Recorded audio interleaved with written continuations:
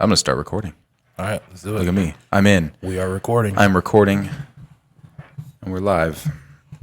This is a big deal for me because we've been trying to get this. We've been trying to make this happen for a while. Yeah, you and I. This is also the first real look at the new setup. Yeah. No one's seen this, and it's nice. No one's done it. It's really nice. Yeah. Super nice. Yeah. So I am excited about that. As we dive into this, let me go here and go to Think 3D Solutions. Give y'all a little view of the studio, man. Yeah, drink it in. Listen, cameras are everywhere. We do have a lot of cameras in here. Everywhere. If you are uncomfortable, being on camera, like if somebody's uncomfortable with that, could be intimidating. It could be intimidating. Yeah. So I feel like, the podcast have to hold a mic like this because all the YouTube podcasters do it. So I gotta, Yeah, I mean you could. Mm-hmm. Yeah. I don't know. Yeah. Show default Facebook Live. Okay, so I think that's the right thing. Connect. Use a persistent stream key. Copy. We're gonna do this. While he's doing that, I'm gonna show y'all my shirt, my shirt for Black History Month. If you can see it, hopefully you can see it. Pretty happy about this shirt. For those of you who know me, I don't back away from my culture. I don't shy away from my culture, and so this shirt, when I saw it online, I had to order it right away. Fetching video stream.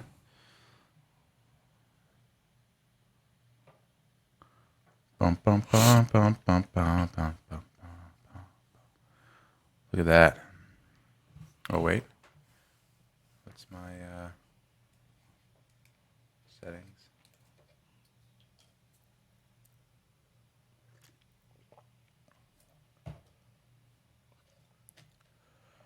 Max supported resolution.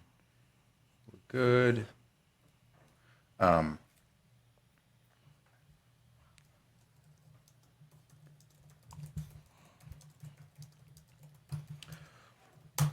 So we will be talking about whatever Dan wants to talk about. Beaudion. Yep. That's Whatever. Something that we should talk about. My last name Is how I was mispronouncing your last name for a minute. What were you saying? Beaudwine? No. Beaudouin. Beaudouin. Yeah. And I actually, I Pretend was like you're eating a crepe. Right? Oh. You have to be French with it. Beaudouin. Yeah, there you go. Beaudouin. That's good news. It's a little bit delayed on the stream. Okay. But that's okay. We're going to go live anyways. And make sure that's working. See if this is going to go up. See if the internet's going to cooperate. Otherwise, this is exciting for those of you guys that are in here. Let's see if this works with the live stream. Let's see how delayed we are on the live stream. Oh, we're really delayed. We're really delayed. That's okay though. Okay. All right. We'll just have to keep that in mind as we record, but we are live right now. Go to the still. Guys, this is Thinking Out Loud. We are back. I am sitting here with the one, the only, Julian Beaudion. There we go. And we're having a pretty good conversation. So let's dive in. I want to know how you got to Sioux Falls, how you guys started your first business, and then what's on the docket next. Okay. All right. Well, so, it's a pretty interesting story. So my mom moved up to Sioux Falls. She's a retired nurse, retired after 32 years of working at the VA. And so when she came up here, she did some work for the VA, did some work for Avera. And so I was in college at the time, ended up tearing my knee up playing ball. Tore it up pretty bad. I came up here to have some surgery done. And she tricked me, man. She brought me up here in the summertime. It was beautiful. And so I decided to stay. I decided to make it happen. And so then I tricked it was my girlfriend at the time, was now my wife. I tricked her into coming up in the summertime.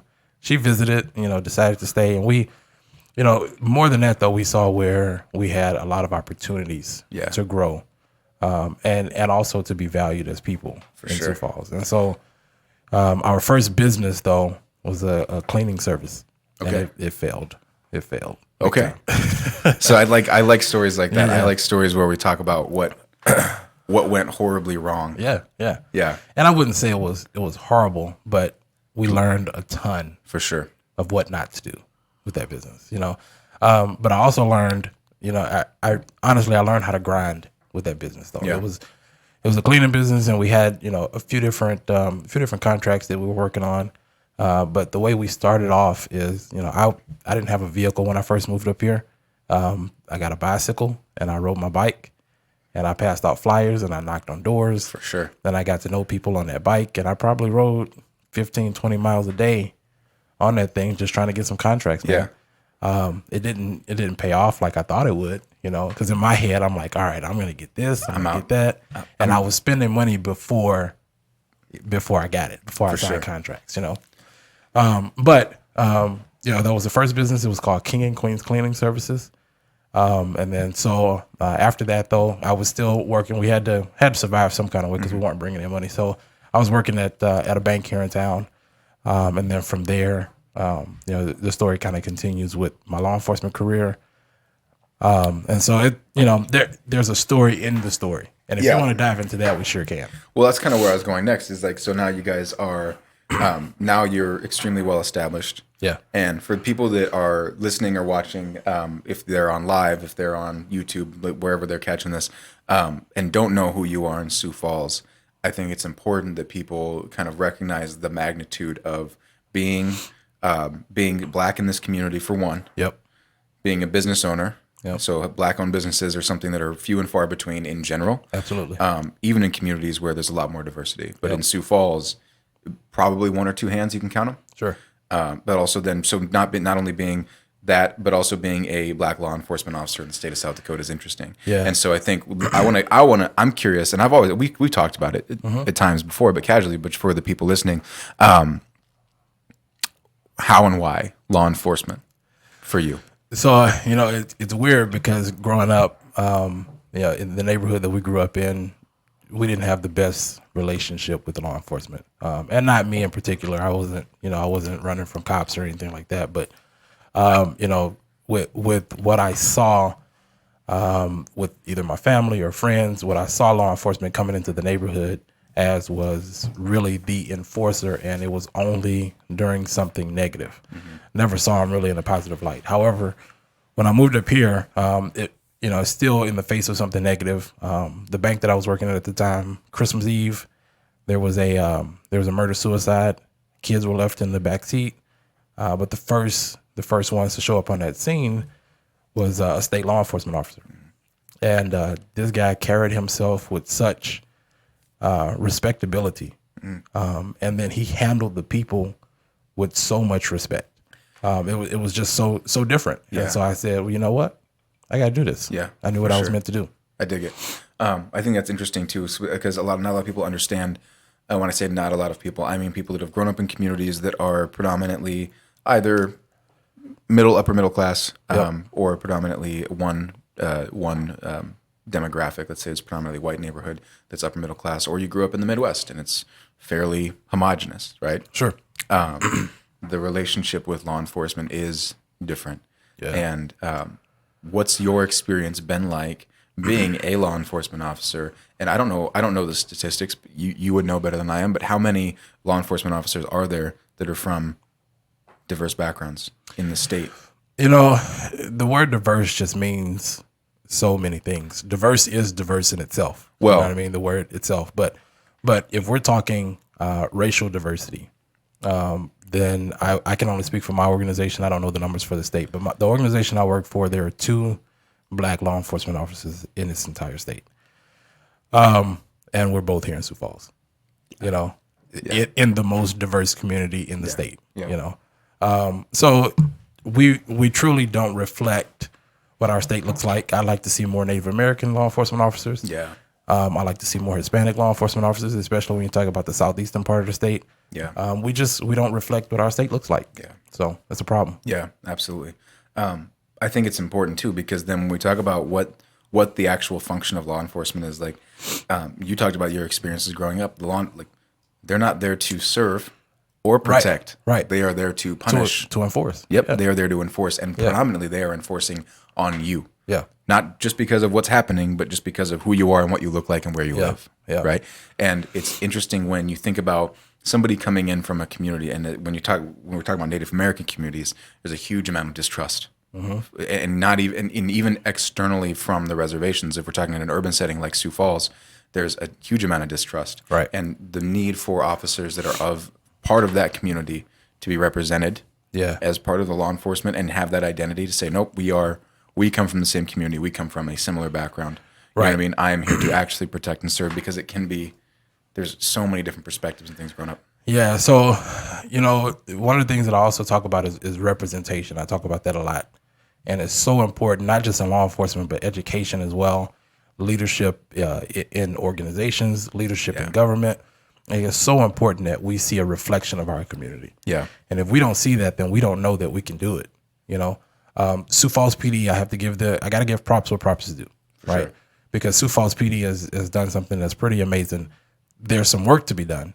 Oh yeah. But they're out and about. They're meeting and greeting different types of communities here in Sioux Falls. They're trying to get to know them, trying to get to know their issues so that we can work on the issues together. Now, when I say there's work to be done, I'd like to see somebody from that community in that position, right? That's just my personal opinion, working with their people to say, hey, what are some solutions to the issues that we face? Yeah. So, well, I think the key word there is we. Right. Yeah. It's not them. Not what them. Are they facing? Yep. Right. What can I do? What can we do? Yeah. Them. It's we. It's a collective. And I think that positioning from whoever is in the position of, I would say, power, or whoever's coming in from the organizational level to help a community, needs to have a little bit of that perspective. Yeah, for sure. We talk a lot about progress can't beat perfection. Like, progress is the goal, right? I talk a lot about better is best, meaning like one degree better. Let's say if we were to rate where we're at on a scale of 1 to 10, and we're at a 6 on whatever topic, right? A 7 is better than that, right? And we may not be striving. We may never get to 10. Maybe not. But we can get to 7. We can get to 8. Get to 9. Right? For sure. We get to 9.9. So you can, right? Yep. And like going from a 1 to a 2 might be easier than getting from that 9.8 to that 9.9. Yeah. Like, right? Like, who knows where the difficulty and the work lies, and how long and how much effort things are going to take. But the point is that we got to keep trying. Right. We got to keep moving forward towards some of those things. The fight for progress is difficult. And the reason I say that is because we have so many people in positions of power who think they know the best solution, and they don't build relationships. And so for me, one of the most important things is to ensure that we are not only building relationships, but sustaining relationships, because we know issues evolve. Yeah. And if we know the issues that are evolving, we can come out with a solution that's also evolving, And so with people sitting in the same rooms, holding the same type of power and making the same decision for everybody, it doesn't necessarily fit everybody. And so they do that without building relationships. I think that's where we miss the point. For sure. Speaking of building relationships. Yeah. And for you. So how long have you been with your agency as a law enforcement officer? 10 years now. Wow. Yeah. Time flies. It's been a long time. And you've made quite an impact here in the state. I think quite an impact here in the community in Sioux Falls. So I want to talk a little bit more about what's next for you, because you have some exciting things going on that have to do with leadership, that have to do with taking that next step to represent in your community. So what's on the docket for you? What do you have going on this year? So, well, first and foremost, I like to keep family first, right? So my wife and I are expecting our third baby. Congrats. Another baby girl. Excited about it. So it'll be 3 girls, actually 4 if you count the dog. You and Tamian are in the same club. Yeah, I know. He was rooting for a girl too. He didn't want to be alone. He would be. That's funny. But yeah, so we're expecting a baby girl in June. I love it. Our first daughter was born on Father's Day, so that was pretty cool. Yeah. I'm hoping this one is born either on Father's Day or Juneteenth. So that would be awesome for me. Yeah. So yeah, we'll see how that goes. Aside from that, though, back in summertime of last year, we made the decision to run for city council here in Sioux Falls. So the Northwest District of the city is who I am, trying to earn the respect and earn the vote to represent. So yeah, I announced back in September. Yep. And we've been on the grind ever since. I love it. We were actually you just had an event last night. Yeah. It went well. It did. It went really well. What has that been like? Because this is obviously the first time you're running for elected office. Right. What has that been like, just knowing a little bit of your background, not being a native of South Dakota, but obviously having been here for long enough, having made kind of an impact. This is home now. Right. Right. But what are some of the things that you're encountering now that are either surprising or that you didn't really think about going into city council? Like, good or bad, it doesn't have to be challenges. It can be, you know what I mean? Just what are some of the things you're... Well, just as a citizen, some of the things you don't pay attention to, and I'll pick one thing that's going on right now is the rezoning of the schools. And as a citizen, you tend to look at it from the lens of your family, like your perspective, your family, your neighbors. Yep. Hopping in this position, I tend to look at it from my family, my neighbor's family, their neighbor's family, and their neighbor's family, so on and so forth. And so what I'm seeing is we tend to have the same types of conversations, in our inner circles. Mm-hmm. In particular with this rezoning issue. Yeah. We all want what's best for our kids. We all want what's best for the next generation as well. How we get to that point is where we always seem to be divided, right? And so systematically right now, we see where some of the options that come up can bring us into a situation to where now Sioux Falls is gerrymandering. And so to not see that, right, not see that happen is going to be very important for me, because once again, I talked about representation and how important it is. And if it's between George McGovern and Memorial Middle School is really the two schools we're talking about. Yeah. So if some of these kids at George McGovern don't have the same exposure, don't have the same experience as the kids at Memorial, then how can they be propped up to succeed in the same manner? Well, they can't. What does that do? I think about what that does long term. Sure. And people, what does that do to the next generation 10 years from now?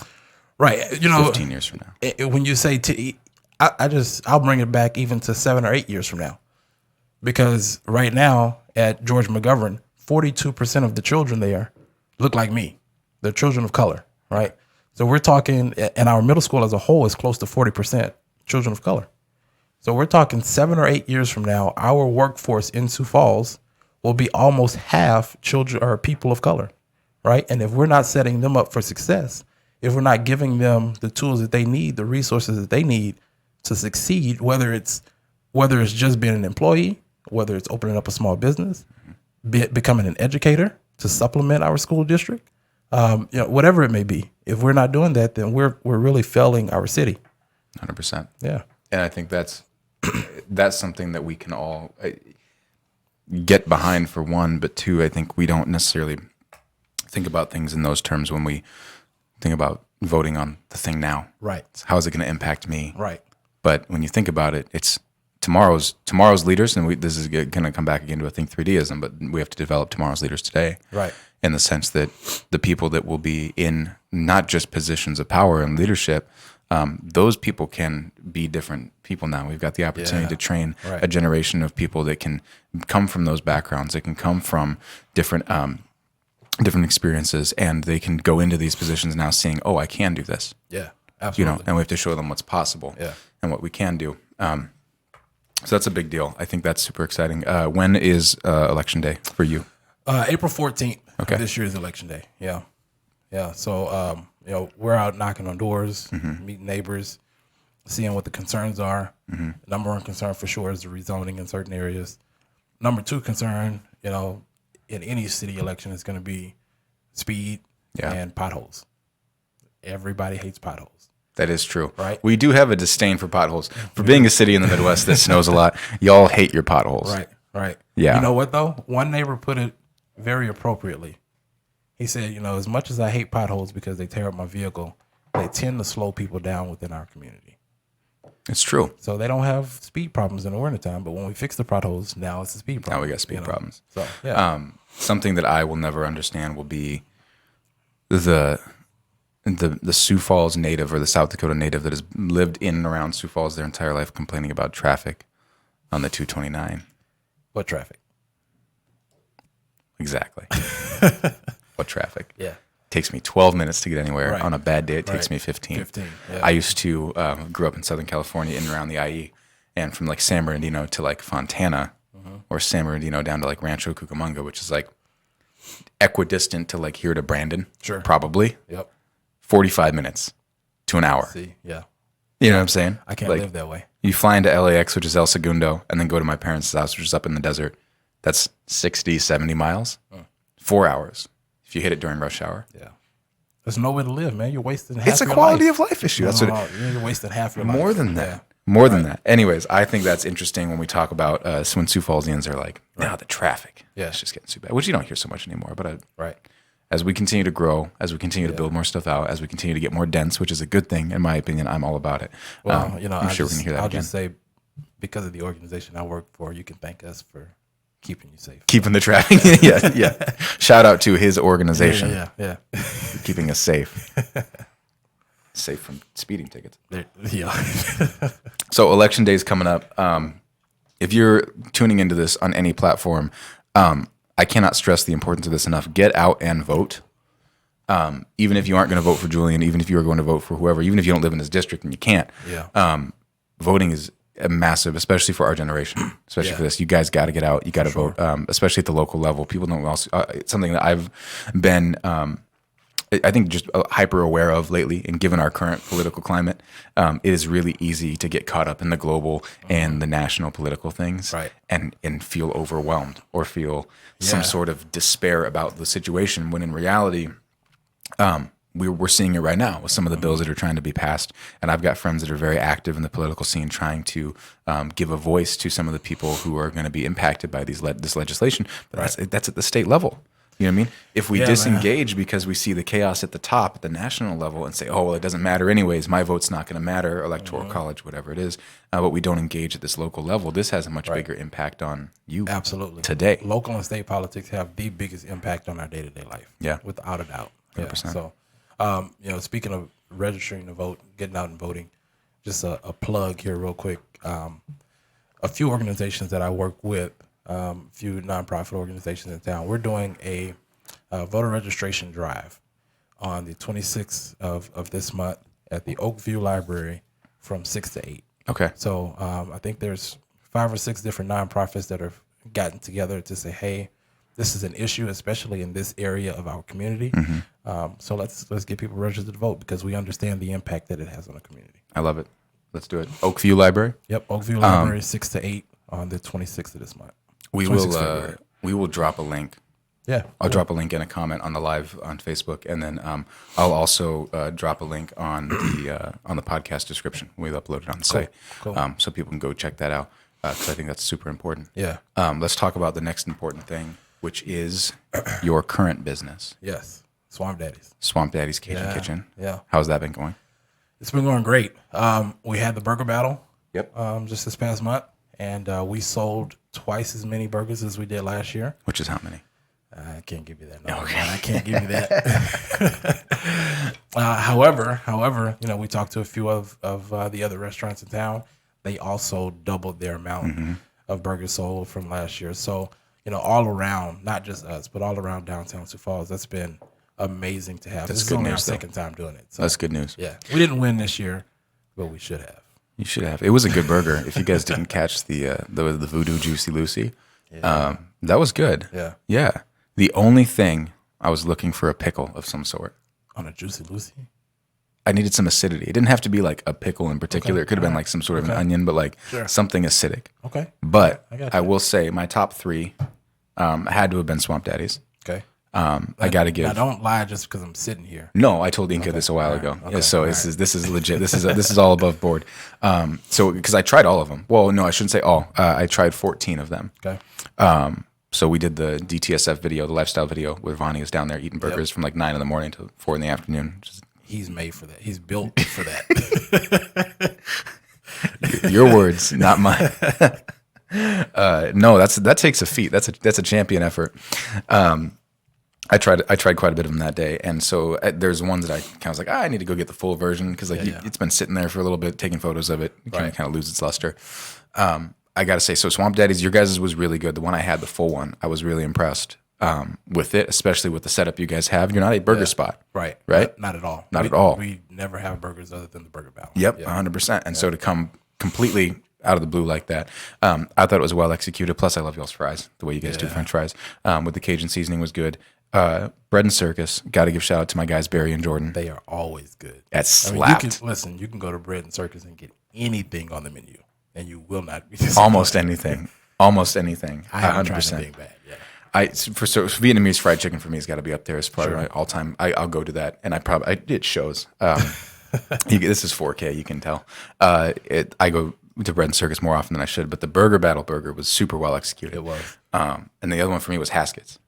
I tried Mike's burger at Haskets just because it was simple. Sure. Like for me, and this is no dig to any of the participants in the Burger Battle, but there is a certain level of overhandling with your toppings that, in my opinion, begets a not necessarily an incompetence, but maybe a lack of quality of the burger itself. Like, I don't need 18 toppings. Sure. A sauce. Yeah. A drizzle or whatever it is. Yeah. You know, like burger. Just give me a burger. He had Gruyere, trumpet mushrooms, salt and pepper, a good patty, a good bun. Right. Your guys' was just lettuce, tomato. Yeah. A juicy Lucy patty. Right. You had the etouffee. We did. Yeah. Which is good. But again, simple. Less is more. You know what? Real quick, Inca, if you're watching this, I need some etouffee. I need some. That's some good stuff. Let's make that happen. Yeah. Let's make that happen. All right, man. Let's land this plane. Yeah, let's do it. Because we both got things to do. I previously on seasons 1 and 2, I would always give people a shameless plug. What do you have to shamelessly plug? I think I plugged everything. You did. I think I did. City Council. Yep. Go vote if you're in the Northwest District. Right. Check Julian out. Check out what he's about.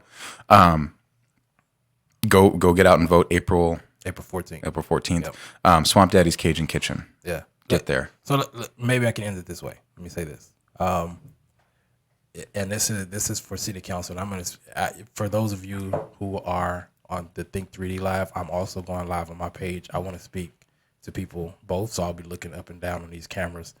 But you know, my competitor in the City Council race has raised quite a bit of money, right? And we see now in local politics where money is trying to take over the city. And so, you know, he has billboards up, and for me, billboards are not going to win this race, right? Like I said earlier, I'm all about building relationships. I'm all about sitting down, having conversations with people, and focusing on the solutions together. I might have ideas, but it might not be the best idea for that particular community. So solution-based conversations is what I'm all about. Building and sustaining relationships is what I'm all about. And for me, if I can, you know, come and engage with the people, I think that's what wins the heart of the voters. And so that's what I'm out here doing. I'm out here working to build those relationships, understand the issues, and come to solutions together. So, I love it. Yeah. I love it. Well, thanks for stopping by. Yeah, for sure. We're going to have more of these conversations. We're going to have a lot more of these. This is exciting. And this is not the only time you're going to be on, by the way. We're going to have we're going to have to do some other events on here. A quick couple of housekeeping things for you all. If you are watching this and you are on our Facebook Live, let us know. Throw a like, throw a thumbs up, throw a comment out there. If you're catching this later on Spotify, Google Cast, Apple Podcasts, all 9 or 10 platforms where podcasts are distributed, hook us up on Facebook, on LinkedIn, on Twitter, on Instagram. At Think 3D Solutions for all platforms. Let us know you're listening. Let us know what you want to hear on the show. If you want to be on the show, or you know somebody that you think would be a good person for us to sit down with, let us know and get in touch that way. Otherwise, we're going to sign off here pretty quick. But this was exciting. This is the first. Like I said, you're the first one on the new space. Yeah. First live. I know we've been talking about this for a long time. Right. We still got to get Inca and a few other people on the podcast here. But I'm super excited for this. I'm also super excited for Sioux Falls. I think it's important when you can make an impact in the community and tell a story and actually build relationships that are going to impact the future, because this is going to be a very different city in 10 or 15 years. Absolutely. And we have the opportunity today to do what others can't, or what others won't, I should say. And I think maybe I'll close it like this. It's like when people ask me why I still live out here, or why I moved out here from where I was from. It's the difference between baking a cake and frosting it. And we have an opportunity right now to bake the cake, to build the foundation, do things the right way. to do something differently. Where even in your Minneapolis, even in your Des Moines, your Kansas Cities, your Chicago, wherever, your LAs, I've got friends that they can make their impact. They can frost it, right? They can maybe add whatever their little embellishment is on the top, but at the core, we have an opportunity, and I might even go so far as to say an obligation to do something different, to build something now here in Sioux Falls that we haven't had an opportunity to do elsewhere. And so I'm super excited for that. Super excited for the future. Guys, this is Thinking Out Loud. Tune in. Yeah. All right. We'll see you soon. All right, man.